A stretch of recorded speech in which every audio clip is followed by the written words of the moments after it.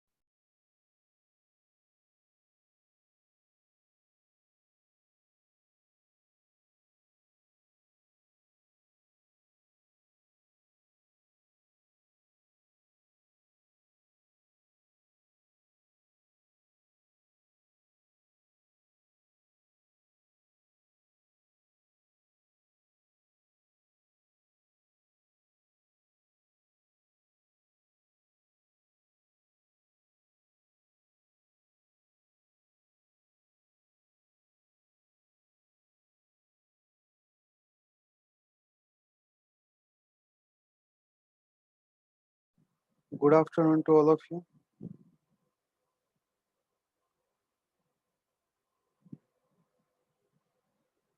And in this lecture, we will discuss again the topic of sandwich theorem. And we will see only one example.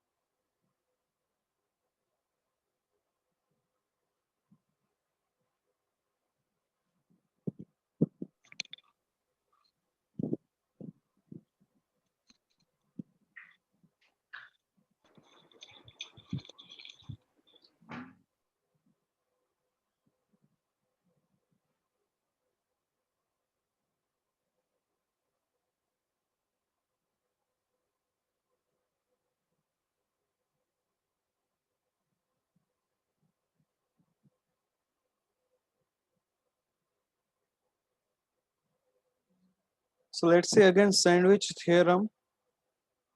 We have discussed already in last lecture, but now we will see again the concept of the sandwich theorem.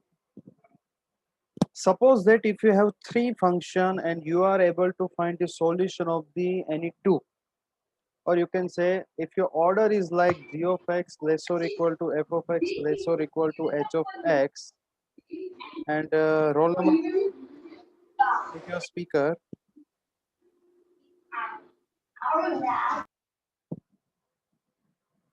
Okay. So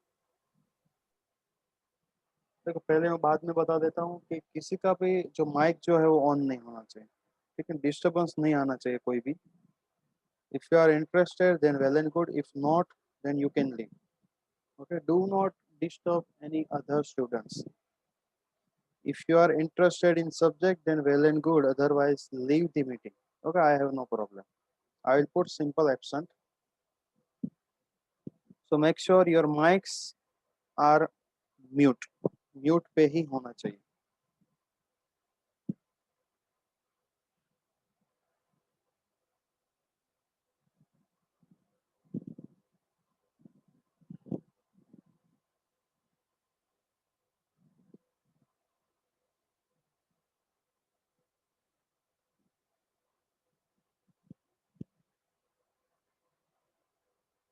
So let's see.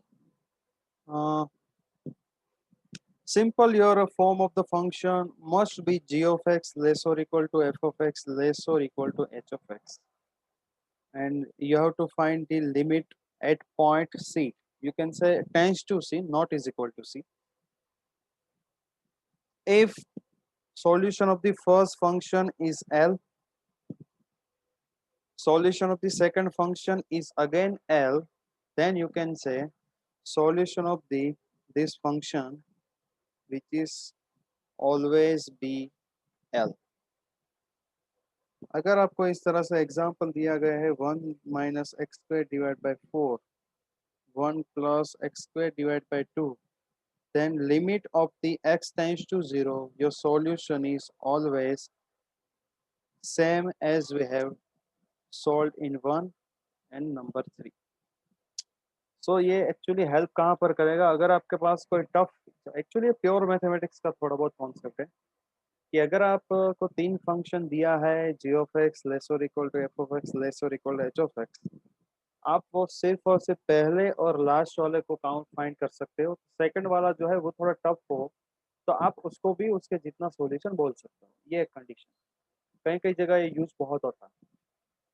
तो actually इससे time जो है complexity कम हो जाएगी, time कम time में ज्यादा solve होगा.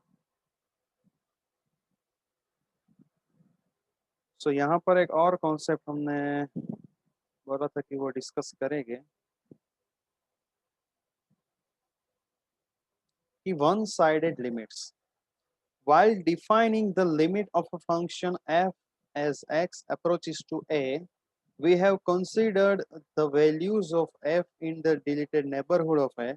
If we consider the behavior of a function for those values of x greater than a, we say that x approaches to a from the right or from above, which is defined at the point x tends to a plus. Similarly for x tends to a minus. जैसा कि हमने discuss किया था, मैं देख लेता हूँ अगर हमने वो अगर हमारे पास अभी भी वो बुक यहाँ पर अवेलेबल है तो वो देख लेते हैं. हमने जो बुक से जो पढ़ा था, एक्चुअली बुक अवेलेबल नहीं है यहाँ पर.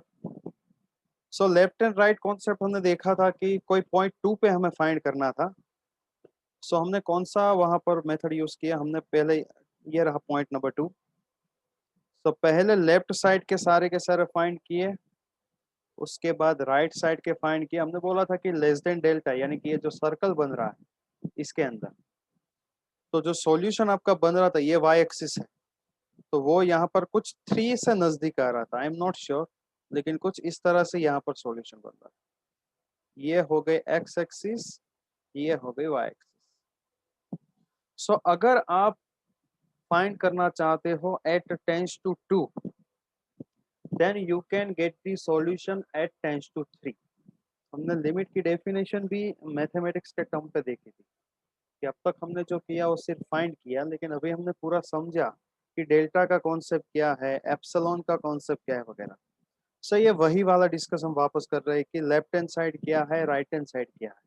अगर आप लेफ्ट हैंड साइड काउंट कर रहे हो कोई पॉइंट टू पे, तो ये हो जाएगा to minus, right hand side हो जाएगा टू प्लस। सो ये रहा राइट साइड वाला, यानी कि x tends to a plus, this one is x tends to a minus. So अगर आपको वन साइडेड लिमिट, यानी कि अगर आपको सॉल्यूशन कोई पॉइंट पे फाइंड करना है, then you must have solution of the left hand limit and right hand limit.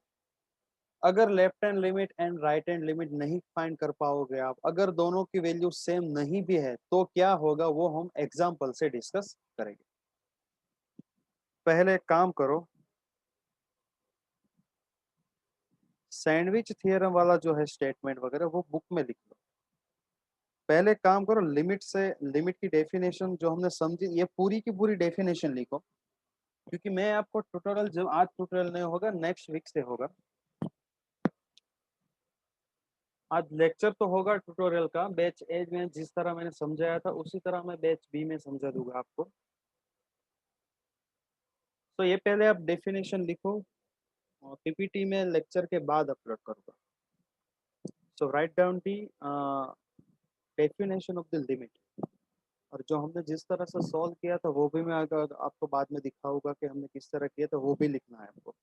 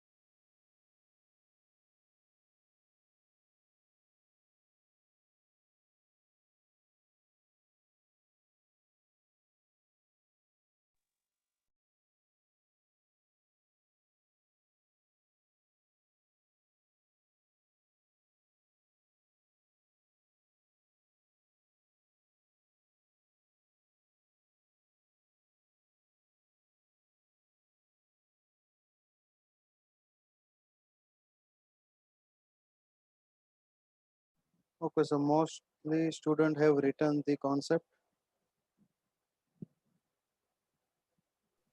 Sir एक और बार दिखाओ ना sir slide. Okay, okay, sir 1 minute please. कोई बात नहीं, लिखो। पूरी की पूरी डेफिनेशन लिख दा। A comma L belongs to R, पूरे के पूरे words less than greater than, सारे के सारे कॉन्सेप्ट लिखना, ठीक है। कोई मिस मत कर देना कुछ लिखने में, क्योंकि अगर लेस देन की जगह कोई दूसरा हो जाएगा फिर भी प्रॉब्लम होगी आपको। 1 मिनट। ओके, क्योंकि एक्चुअली लास्ट लेक्चर में हमने डिस्कशन किया था तो वहां पर रह गया था ये लिखना।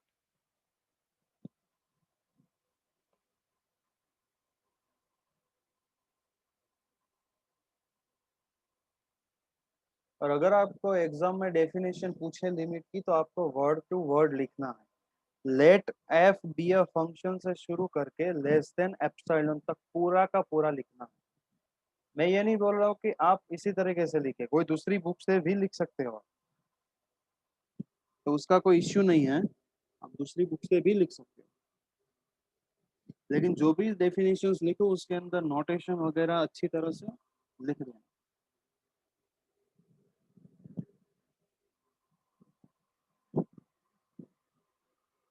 सो आई थिंक लिख लिया सबने।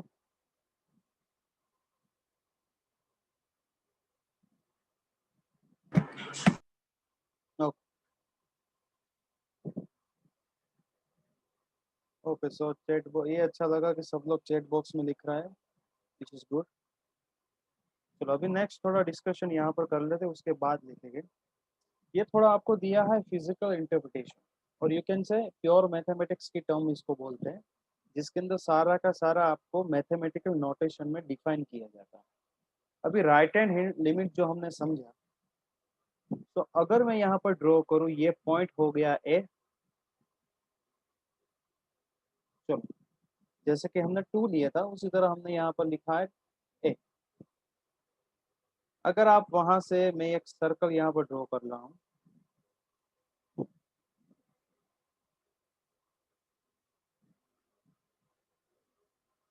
चलो ये हमने एक सर्कल ड्रॉ कर लिया।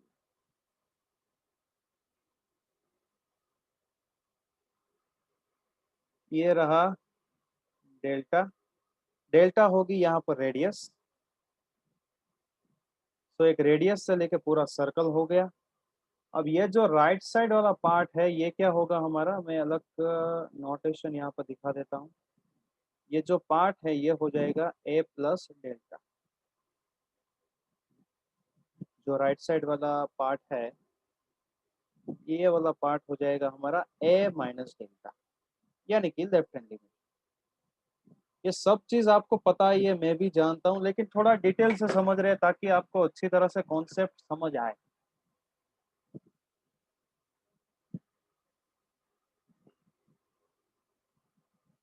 No, this is not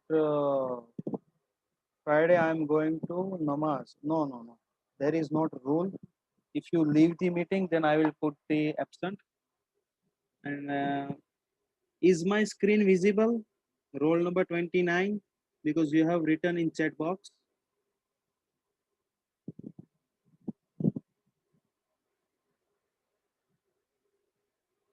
Write down in chat box, is my screen visible or not? Many of the students have written the screen is not visible. Someone has sent the personal message to me in chat box. Okay, roll number 3 has written the visible. Okay. Okay, good. So this one is what? Left hand limit, this one is right limit. अबे हमें करना क्या है, देखो ये जो area जो है इसको क्या लिखेगा यहाँ पर, a less than x less than a plus delta. और ये तो हमने लिमिट की डेफिनेशन से डायरेक्टली लिया। x की वैल्यू हम इतने में से ही लेंगे, तो हम क्या लिखेंगे, x बिलोंग्स टू यानी कि उसके अंदर से लेना, डेटा जो है उसके अंदर से ही सिलेक्ट करना, उसको बोलो belongs to. x belongs to open interval. अभी देखो जितने भी गुजराती मीडियम से है, हिंदी मीडियम से, वो बता दूं, इसको काफी लोग संवृत अंतराल बोलते हैं। इसका मीनिंग है क्लोज्ड इंटरवल। अभी अभी बुक में लिख दो, चलो जल्दी से। इसको बोलते हैं क्लोज्ड इंटरवल। ये जो राउंड पैरेंथेसिस जो है इसको बोला जाता है ओपन इंटरवल, विवृत अंतराल जिसको बोलते हैं। This one is what? Open interval. काफी स्टूडेंट इसके अंदर मिस्टेक भी करते हैं। वाइवा के अंदर जब भी मैं पूछता हूँ which is close which and which one is open, तो बहुत सारे लोग जो है मिस्टेक कर रहे हैं। तो those who are from English background उसको तो पता होगा कि which one is open and which one is close, but those who are other than English medium they have to write the concept. इसको स्क्वायर ब्रैकेट जो है वो पूरा होगा close interval and round parenthesis which is open interval. So हम x की value a plus delta, यानी कि a और a प्लस डेल्टा नहीं आना चाहिए। इसके बीच का जो ये पार्ट है, ये सारा का सारा पार्ट आना चाहिए।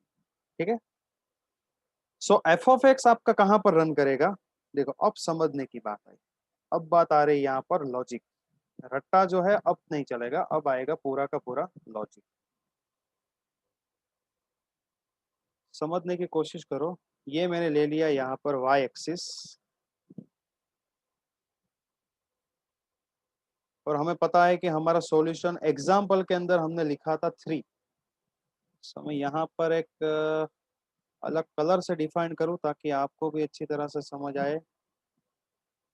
ये मैंने यहाँ पर लिख लिया 3। अगर मैं राइट हैंड साइड से x की वैल्यू ले रहा हूँ, सो एफ ऑफ एक्स की वैल्यू जो है वो l माइनस एप्साइलॉन से लेके l प्लस एप्साइलॉन के बीच में, यानी कि इस राउंड के अंदर, ये कॉर्नर पॉइंट जो है वहां पर नहीं, उसके बीच में, उसके अंदर आएगी। l माइनस एप्साइलॉन से लेके l प्लस एप्साइलॉन के बीच में। अगर आप राइट हैंड साइड फाइंड कर रहे हो तो you have to compulsory write the plus symbol. इसको क्या बोला जाएगा? Right hand limit of the function is equal to l। Right hand limit of the function is equal to l। उसी तरह से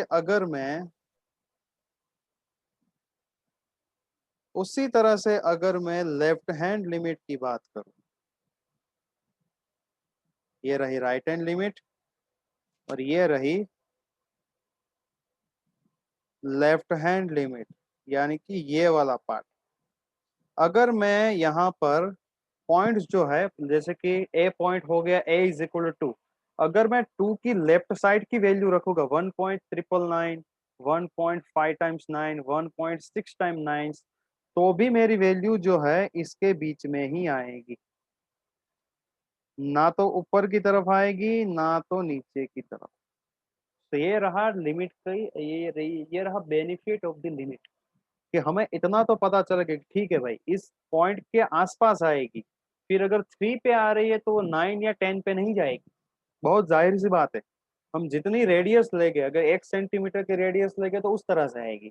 अगर हम 5 सेंटीमीटर की रेडियस लेके हम यहाँ पर नेबरहुड फाइंड कर रहे हैं तो उस तरह से आएगी। आपके ऊपर है कौन सा डेल्टा देना है और कौन सा एप्सिलॉन आएगा डेल्टा के अकॉर्डिंग। सो अगर अभी भी लिमिट खत्म नहीं हुई, अब ये तो हमने ये समझा कि लेफ्ट हैंड लिमिट क्या है, राइट हैंड लिमिट क्या है। अगर दोनों की वैल्यू सेम आए, अगर यहाँ पर दोनों की वैल्यू, अगर यहाँ पर लेफ्ट हैंड की limit and right hand side वाले लिमिट सेम आए, तभी फंक्शन का सॉल्यूशन L कहलाएगा। अगर इसका सॉल्यूशन 1 आ रहा है, इसका सॉल्यूशन 0 आ रहा है, देन वी कांट से कि फंक्शन एग्जिस्ट है। इसीलिए डेफिनेशन क्या बनी? A function f of x has a limit x approaches to c if and only if condition it has left hand and right hand limit are exist and both are equal। ध्यान से सुनो मेरी बात, फिर वापस से definition को समझने की कोशिश करो कि फंक्शन की लिमिट L कब आएगी? जब लेफ्ट हैंड साइड की limit and right hand side की लिमिट अगर एग्जिस्ट हो। पहले तो क्या होना चाहिए? एग्जिस्ट यानी कि इनफाइनाइट के सिवा। अगर एग्जिस्ट हो एंड इक्वल हो, then we can say function has limit at as x approaches to c and your solution is any numerical number. Exist का मैथमेटिक्स के अंदर मीनिंग है इनफाइनाइट ना होना। एग्जिस्ट का मीनिंग है यहाँ पर इनफाइनाइट का ना होना। व्हाट अबाउट करली this interval, 1 minute.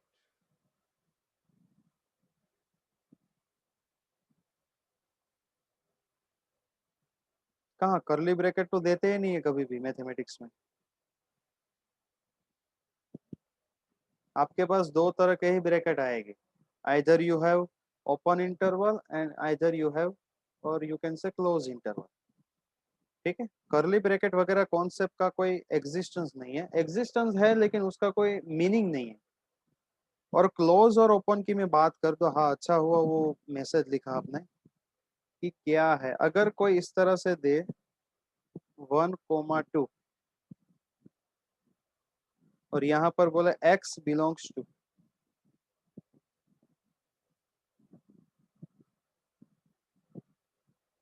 x belongs to 1,2, यानी कि x की वैल्यू 1 हो सकती है, 2 हो सकती है और उसके बीच के भी हो सकती है।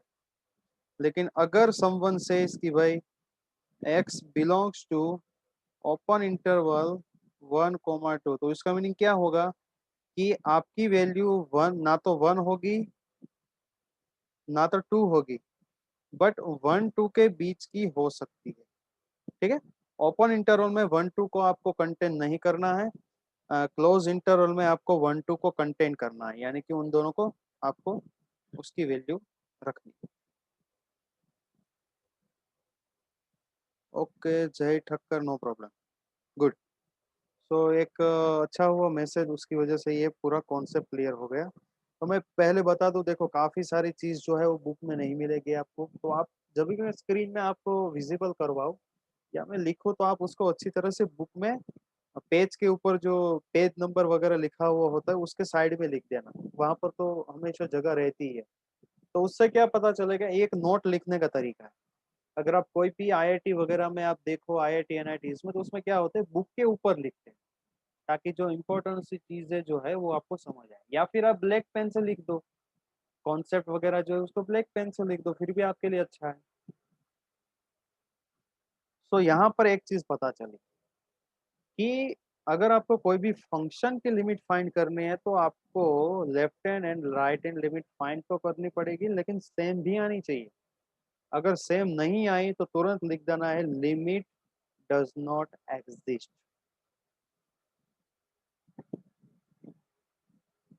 एक एग्जांपल से समझने की कोशिश करेंगे यहाँ पर। शो दैट लिमिट, इसको पढ़ा कैसे जाता है पहले वो समझो। Limit x tends to 0, x minus mod x divide by x does not exist. हमें ये प्रूव करना है, ठीक है, हमें ये नहीं कहा फाइंड करो, हमें यहाँ पर बोला है show that limit x tends to 0, x minus mod x divide by x does not exist. तो हम पहले क्या करेंगे, लेफ्ट हैंड लिमिट, यानी कि ये वाला पार्ट आएगा x टेंस टू 0 माइनस। थोड़ा सा यहाँ पर लॉजिक और मैं यहाँ पर आपको दिखा देता हूँ कि किस तरह से ये हम यहाँ पर डिस्कस करेंगे।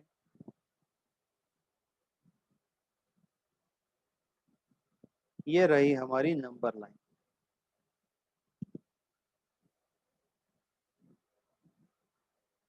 दिस वन इज 0, 1, 1,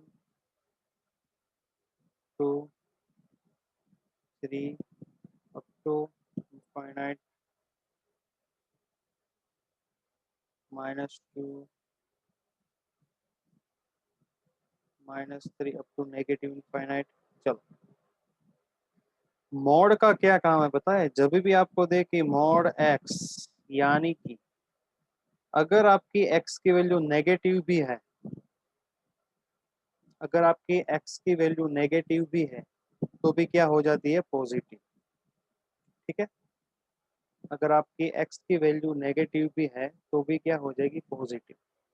अगर आपने यहाँ पर लिखा -1, ये बेसिक में अब तक जो पढ़ा वो बता रहा हूँ। -1 का मीनिंग होता है यहाँ पर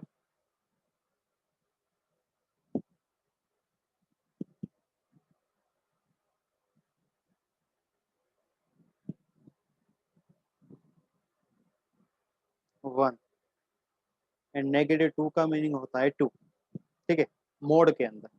लेकिन अब हम यहाँ पर थोड़ा सा अलग से सीखेंगे।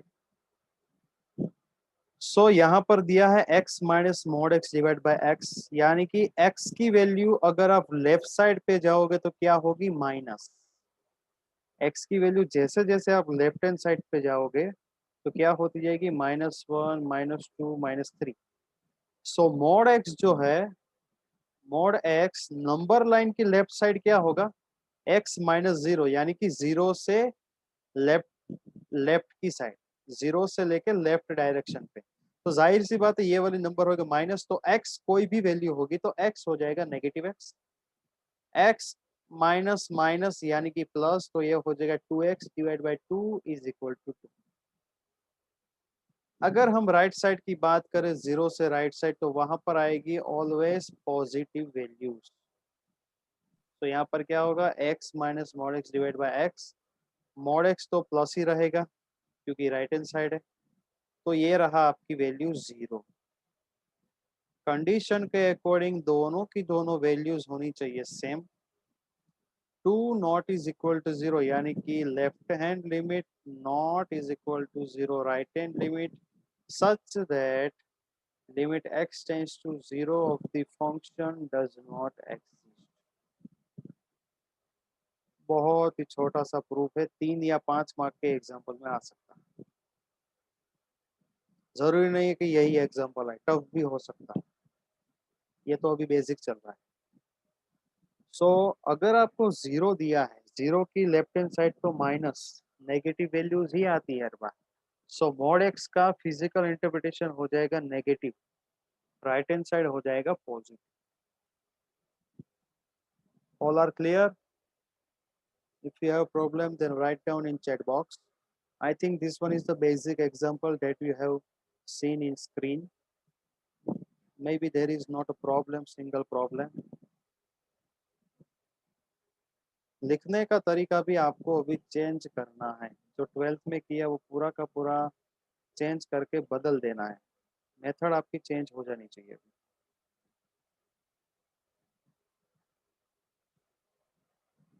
एक काम करो, ये कॉन्सेप्ट तो लिखना ही पड़ेगा वरना ये समझ नहीं आएगा आपको।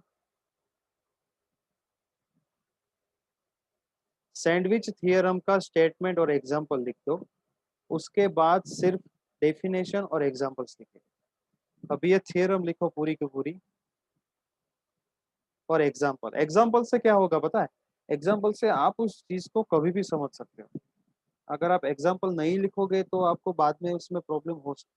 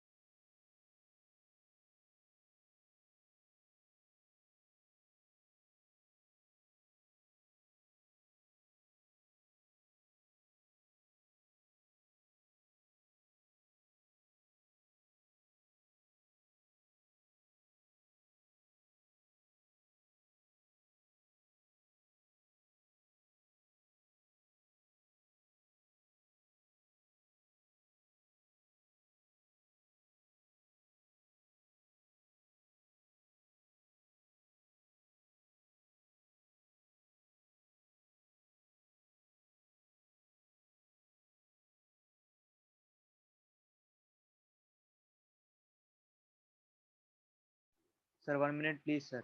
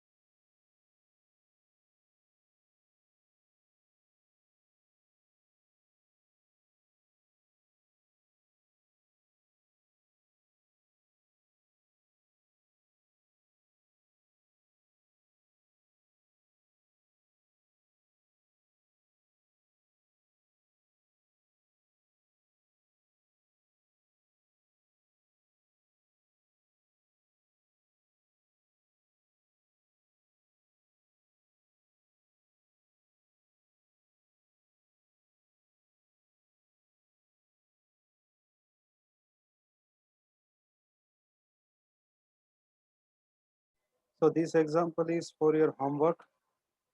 Show that a given function does not exist at x tends to 0. यानी कि सेम होगा, left hand limit right hand limit find करके आपको प्रूव करना है.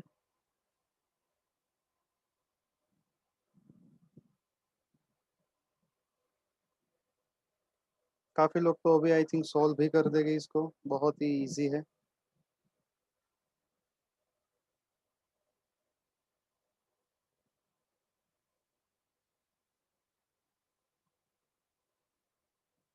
Answer is does not exist. Good.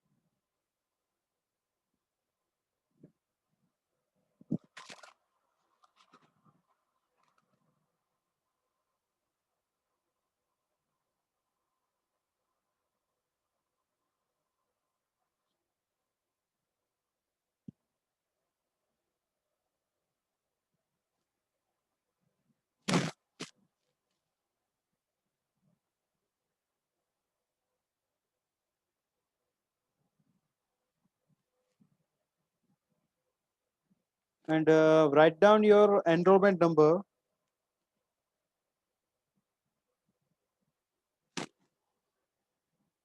Write down roll number 125 TML001. उस तरह से लिखना है, TML00123. roll number 125. After that 6 to 10. Type करके रखो, डायरेक्टली लिख देना.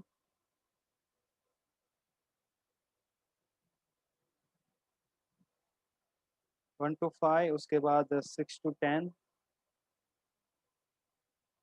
क्विकली, अभी लीव नहीं होना है किसी को.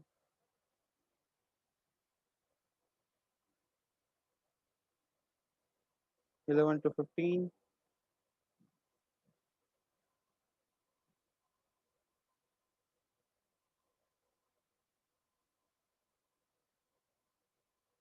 16 to 20.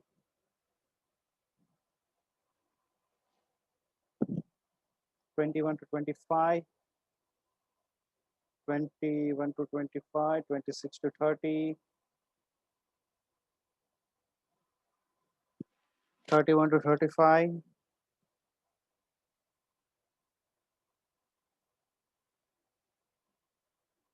नवीन, आपको पूरा रोल नंबर लिखना है, 21 नहीं लिखना है. मैंने वो एक दो बार बताया, वापस से आप समझ लो, पूरा रोल नंबर लिखना है. 31 to 35, 36 to roll number 40 and 41 to 44. Announcement कभी कर रहा हूं मैं, ध्यान से सुन लो. नेक्स्ट मंडे हमारा लेक्चर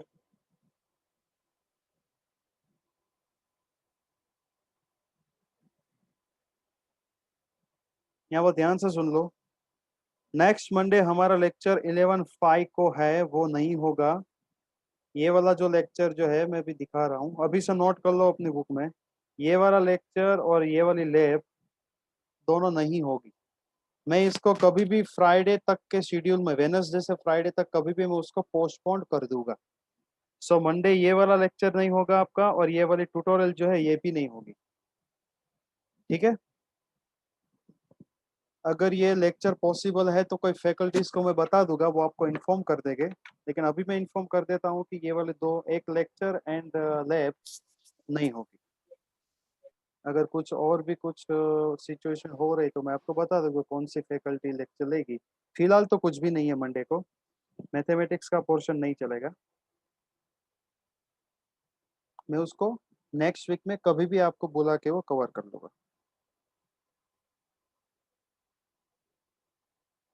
ओके सर. ठीक है. मैं आपको उसके बाद, क्योंकि मैं मंडे अवेलेबल नहीं हूँ, तो मैं उसी तरह से आपको टाइम बता दूंगा. कभी ऐसा हो तो लंच में ले लेंगे, या फिर उसके बाद शाम को पढ़ लेंगे. किसी को ज्वाइनिंग में प्रॉब्लम आ रही है क्या? रोल नंबर नहीं, ऐसा तो कोई अभी तक आया नहीं है जिसको कोई प्रॉब्लम है, वरना तो मुझे मैसेज भी आता।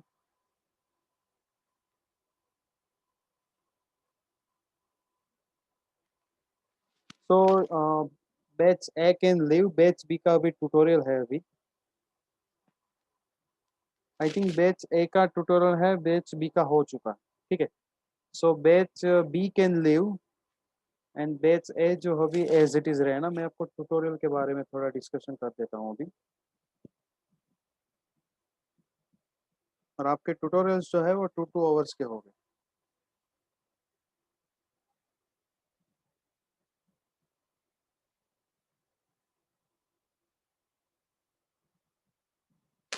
ठीक है, आपको मैं अभी 5 मिनट का ब्रेक देता हूँ। फाइन है, समझ लो 2 बजे मीटिंग इस तरह रखना, 2 बजे आपको सबको वापस आना है। अगर 2 बजे नहीं पहुंचे तो एब्सेंट लगेगी। सो 10 मिनट्स का ब्रेक देता हूँ मैं अभी। We will start at sharp 2।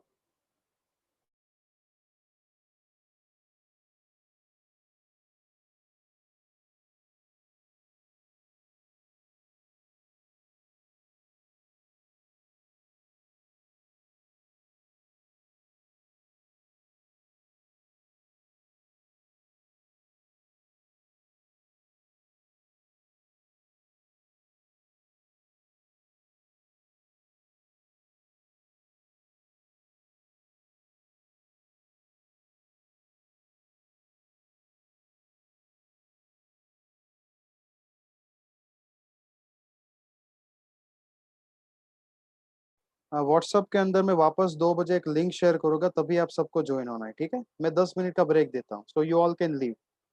2 बजे शार्प ज्वाइन होना है सबको।